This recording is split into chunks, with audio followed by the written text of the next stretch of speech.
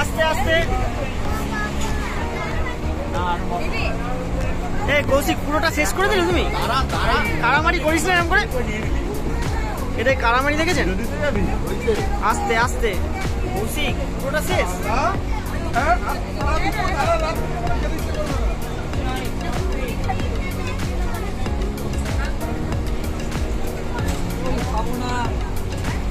ভাই দিল তোকে একটু দিল?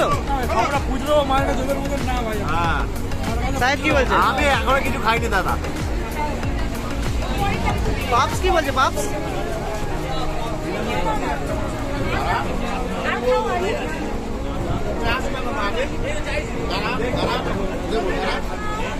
বউ কি খাবে না দাদা? আপনি একা খেয়ে বউ কি খাবে না আপনার? এত বড় দিয়ে আমি ছিঁড়ে দিচ্ছি। ছোট বুড়ি কি বলছে? ছোট বুড়ি কি বলছে?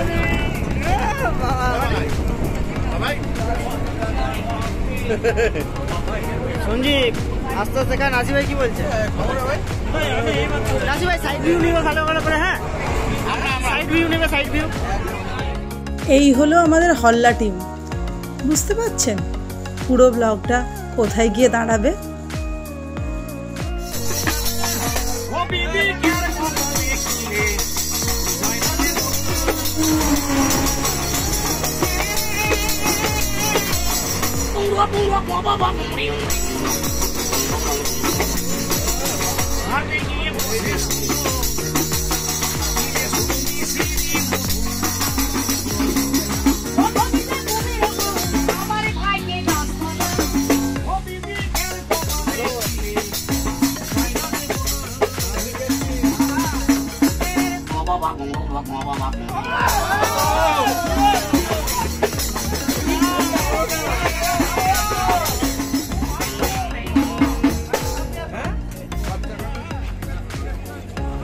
বাবাই বাবাই তাহলে কোথায় নামলাম আমরা?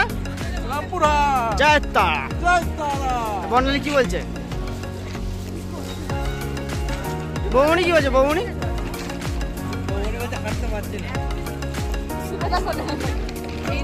আমাদের হাল্লাগাড়ি টিমটা কোথায় গেল?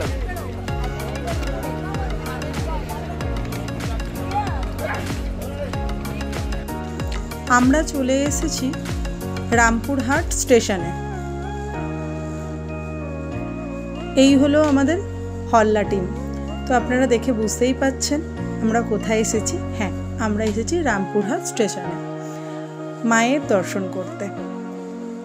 পুরো হল্লা টিম নিয়ে আমরা চলে এসেছি মায়ের দর্শন করতে তারাপীঠ। খুব অল্প সময়ের প্ল্যানে আমরা মায়ের দর্শন করতে এসেছি। জানেন তো আমরা মন থেকে বিশ্বাস করি, অন্তর থেকে সেই ডাক না শুনলে আমরা সেখানে পৌঁছাতে পারি না। যতই আগে থেকে যতই আমরা প্ল্যান করি না কেন, এখানে যাব ওখানে যাব মায়ের দর্শন করতে যাব বা কিছু হবে, যতক্ষণ না সেই অন্তরের ডাক আমরা শুনছি, মায়ের টান আমরা পাচ্ছি, ততক্ষণ আমরা সেখানে গিয়ে পৌঁছাতে পারি না। মায়ের ডাক শুনলে খুব অল্প প্ল্যানের মধ্যেই আমরা মায়ের দর্শন করতে হাজির হয়ে যাই। এটা আমার না, আমার মনে হয় এটা প্রত্যেকের জন্য প্রযোজ্য। যাই হোক, আমরা পুরো হল্লা টিম নিয়ে চলে এসেছি। আমরা বেরিয়েছিলাম প্রায় আপনার 10:30 11টা নাগাদ। দুপুরবেলা আমাদের পৌঁছাতে রামপুরহাট স্টেশনে প্রায় 2টো হয়ে গেছিল। কি সুন্দর না স্টেশনটা! এই দেখুন, এই হলো আমাদের পুরো হল্লা টিম।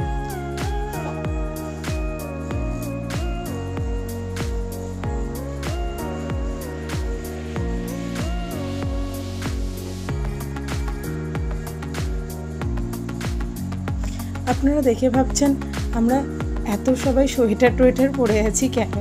আসলে ব্যাপারটা হচ্ছে এটা শীতকালে আমরা গেছিলাম ঘুরতে, কিন্তু এত এত মজা এত আনন্দ করেছি। আর পুরো হল্লা টিম সঙ্গে আছে, বুঝতেই পারছেন। আমরা পুরো জিনিসটা ক্যামেরাবন্দি করতে পারিনি, তাই আমি ভেবেছিলাম হয়তো এটা আপনাদের সঙ্গে শেয়ার করা হবে না। যাই হোক, দেখুন আমরা স্টেশন থেকে একটা গাড়ি ভাড়া করে নিচ্ছি, গাড়ি ভাড়া করে সবাই এটাই যাব। আমরা এতজন ছিলাম, প্রায় আপনার 13-14 জন একটা গাড়িতে করেই গেছি, জানেন তো।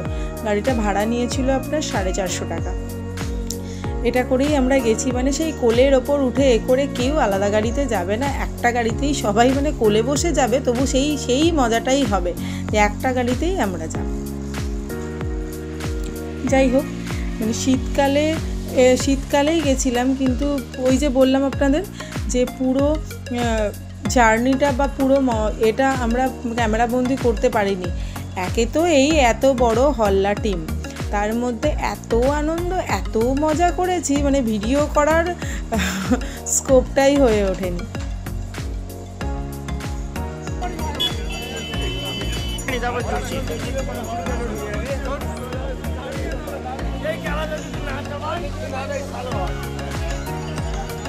কি বলছে?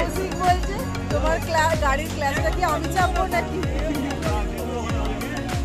দেখি কৌশিকের কি বক্তব্য, দেখি টুনি কৌশিক কি হয়েছে।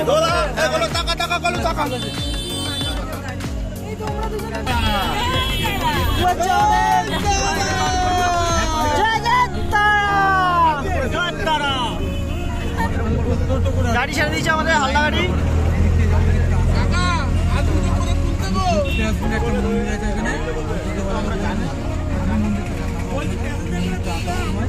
আমাদের গাড়ি ছেড়ে দিয়েছে, আমরা যাচ্ছি মায়ের মন্দিরের উদ্দেশ্যে। যাই হোক, আপনাদের যেটা বলছিলাম, তো অনেকদিন ছাড়বো না করেও তারপর ভাবলাম না ঠিক আছে, আমাদের এই আনন্দ খুশির যতটুকু মুহূর্ত আমরা ক্যাপচার করতে পেরেছি, সেই ততটুকু মুহূর্তই না হয় আপনাদের সঙ্গে শেয়ার করা যাক। তো দেখতে থাকুন পুরো ব্লগটি। ও আপনাদের তো বলাই হয়, ইচ্ছে পূরণের আর একটা ভ্লগে আপনাদের জানাই স্বাগতম।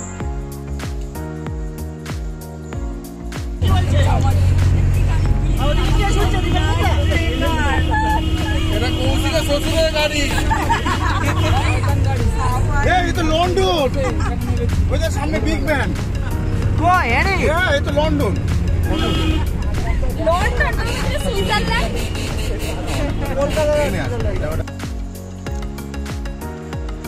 দেখুন, বুঝুন কাণ্ড। এখানে বলছে এই যে লন্ডন,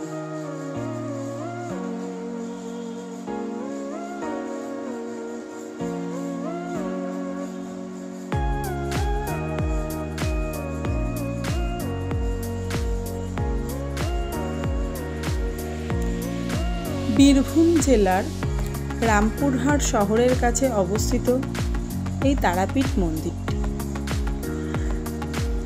আমি যতটুকু জানি সতীর তৃতীয় নয়নতারা এখানে পড়েছিল, তাই এই মন্দিরটার নাম হয়েছিল তারাপীঠ। সাধক বামাখ্যাপা এই মন্দিরের পূজারী ছিলেন। এই মন্দিরটা খুব জাগ্রত আর খুব জনপ্রিয়, জানেন তো। মায়ের সামনে দাঁড়িয়ে কোনো কিছু প্রার্থনা করলে মা কখনো তাকে ফেরান না।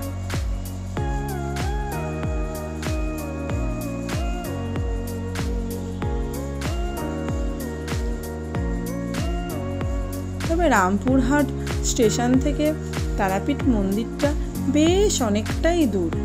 আমরা সেই গাড়ি করে যাচ্ছি। যাই হোক, চলুন দেখা যাক।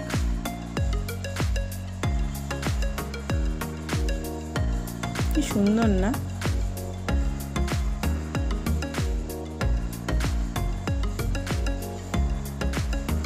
এই এত পচা গরমের মধ্যে এই সোয়েটার পরা মানুষগুলোকে দেখেও যেন ভালো লাগছে, মনে হচ্ছে যেন একটুখানি গরমটা কম লাগছে।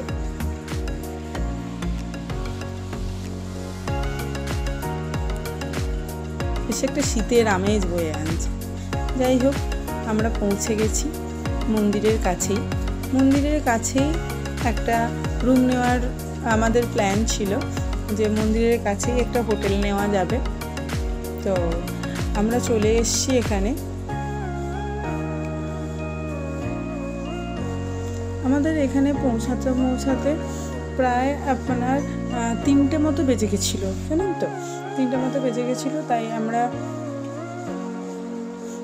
রুম ফুম দেখে এসে রুম ফুম ঠিক করে একটু ফ্রেশ হয়ে নিয়েই লাঞ্চের জন্য বেরিয়ে পড়েছিলাম। তো লাঞ্চ সেরে নিয়ে তারপরে আমরা রুমে গিয়ে একটু রেস্ট নিই।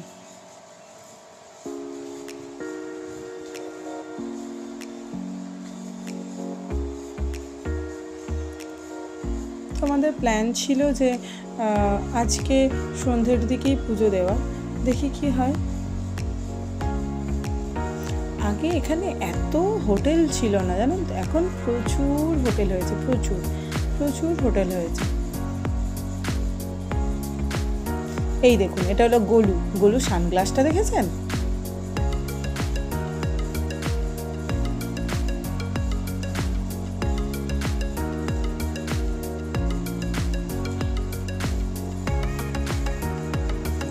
তো আমরা লাঞ্চ টাঞ্চ করে রুমে ফ্রেশ হতে চলে গেলাম। রুমে রেস্ট নিতে। এই দেখুন, আমরা সন্ধ্যাবেলা সবাই মিলে বেরিয়ে পড়েছি পুজো দেওয়ার জন্য। সেদিন সন্ধ্যাবেলায় আমরা পুজোটা দিয়ে নিয়েছিলাম, জানেন তো, সন্ধ্যাবেলা তো ফাঁকাই বসেছিলাম। তো সেদিন সন্ধ্যাবেলায় সবাই মিলে ঠিক করলো যে পুজোটা দিয়ে নেব। প্রচণ্ড ঠান্ডা ছিল, জানেন, বীরভূমের দিকে প্রচণ্ড, আর খুব কনকনে হাওয়া বইছিল, প্রচণ্ড ঠান্ডা ছিল। আমি তো এমনিতেই শীত কাতুরে, তার মধ্যে এরকম ঠান্ডা, বাবা আমার তো স্টাইল মাথায় থাক, আমি তো মাথায় টাথায় বেঁধে নিয়েছি, আপনারা দেখতে পাচ্ছেন। কানে ঠান্ডাটা ঢুকলেই আমার প্রচণ্ড ঠান্ডা লাগে।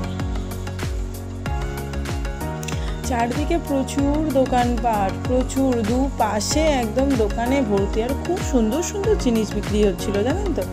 কিন্তু আমরা প্রথম দিকে কেনাকাটা কিছু করিনি, আগে মায়ের দর্শন করব, মাকে পুজো দেব, তারপরে বাকি কেনাকাটা করব।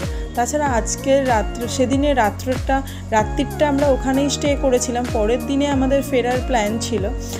ফলে আমরা ওই কেনাকাটার দিকটা সেদিনকে একদমই চোখ দিইনি। আগে মায়ের দর্শন, মায়ের পুজো দেব, তারপরে বাকি কেনাকাটাগুলো করব।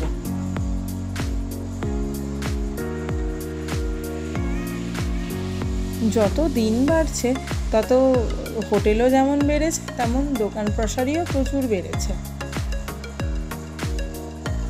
তো এরকম একটা দোকান দেখে আমরা চলে এসেছি, কেন অনেকজনের টিম ছিল আমাদের, প্রায় 14-15 জন। তো সবারই পুজো দেওয়ার জন্য ডালা নিতে হবে, সেই জন্য আমরা একটা দোকান ঠিকঠাক করে, তো সেখানে সবারই এক জায়গা থেকে পুজো নেব বলে ঠিক করেছিলাম। এটা হলো গুড়িয়া, গোলুর দিদি।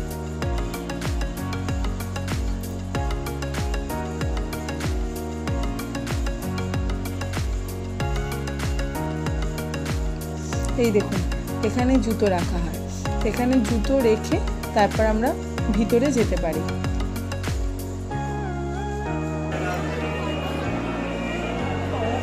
জয় তারা, জয় জয় তারা। এই দোকানটা আমরা ঠিক করি যে সবার পুজোর ডালা আমরা এখান থেকেই নেব। তো দাদা বলেন যে একটা বড় কাগজে সবার নাম, কত টাকা করে ডালা নেবে, আর তার গোত্র, এগুলো সব লিখে দিতে। তো সেই জন্য সেগুলো সব আমার ওপরেই দায়িত্ব পড়েছিল লিখে দেওয়ার, তো আমিই লিখে দিচ্ছি সেগুলো।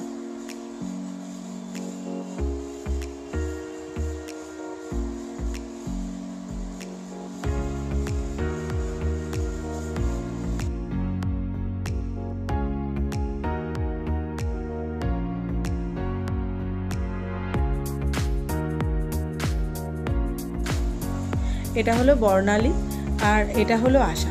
বর্ণালীকে তো আপনারা জানেন, আমার ভাইয়ের বউ, পাপায়ের বউ, আর আশা হলো সাহেবের বউ, ওই আমাদের হল্লা টিমেরই একজন মেম্বার।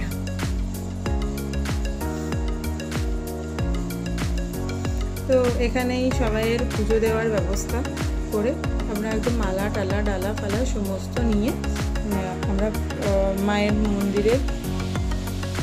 মন্দিরে মায়ের দর্শন করতে বেরিয়ে পড়েছিলাম।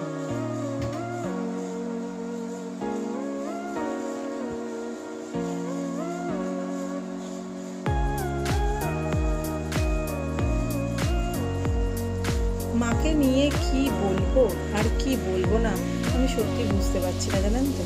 আপনারা ব্লগটা দেখতে থাকুন।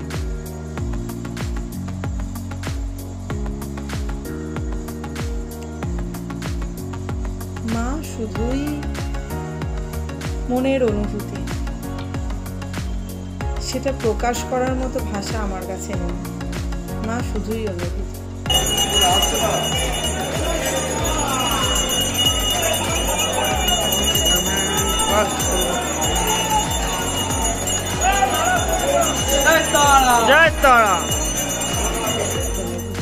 এই দেখুন, মন্দিরের মধ্যে দুজনে হাত ধরাধরি করে প্রেম করতে বেরিয়ে পড়েছে।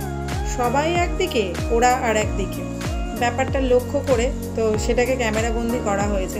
ওরা কিন্তু জানে না যে ওদের পিছনে ক্যামেরা চলছে। ওরা নিজেদের মতো গল্প করছে। ওরা বলছে, ওরা যখন দেখতে পেলো জানতে পারলো যে ওদের ছবি তোলা হচ্ছে, তখন বলছে তোমরা আগে বলবে তো, তাহলে আমরা লাইটের দিকে ঘুরে দাঁড়াতাম, দিয়ে প্রেম করতাম। যাই হোক, ব্যাপারটা জানিয়ে দিলে তো সেই ক্যাপচার করা যায় না, তো না জানিয়েই ব্যাপারটাকে করা হয়েছে। তো দেখুন, আমরা পুজো টুজো দিয়ে তারপর আর কোনো মুহূর্তই ক্যাপচার করতে পারিনি। নিজেদের মধ্যে আনন্দ, খুশি, মজা এই করেই কাটিয়ে দিচ্ছি। ভুলেই গেছি যে ভিডিও করতে হবে। তো আমরা ফেরার পথে।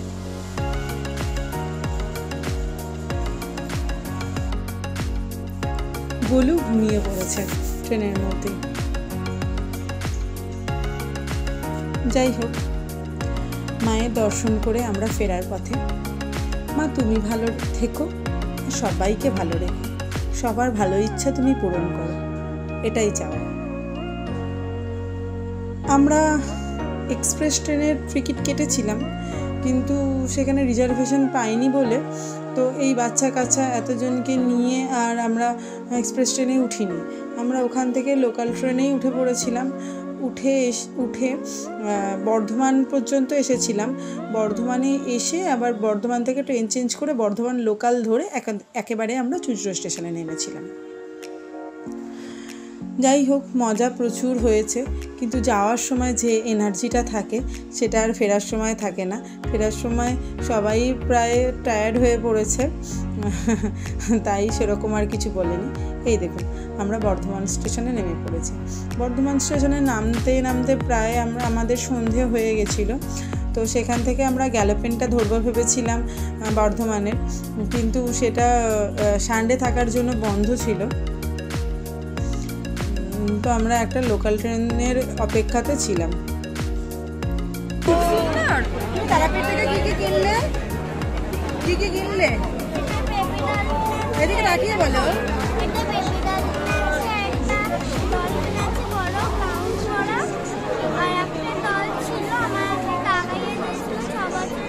গুনগুন এখানে কি কিনেছে সেটা ওর লিস্ট দিচ্ছিল যে ও কি কিনেছে।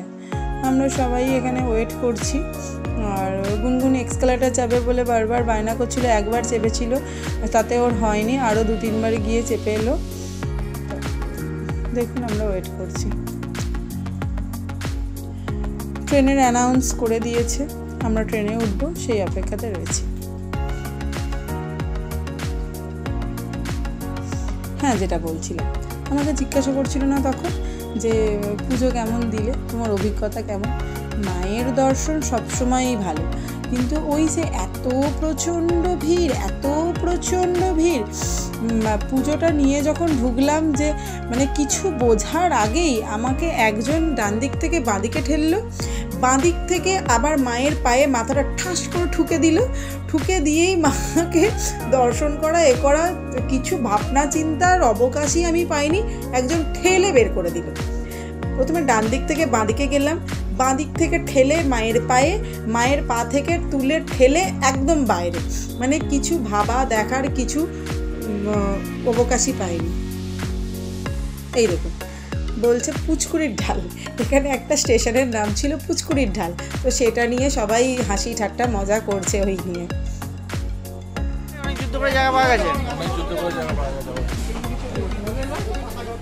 বৌনি কি বলছে?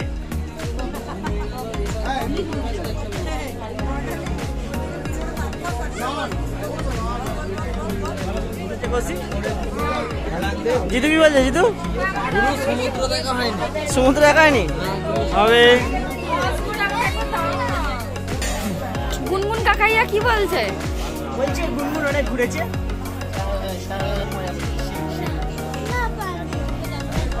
শুভদা, পুরো ভিডিওটা শুভদা, শুভদা, শুভদা কি করছো তুমি?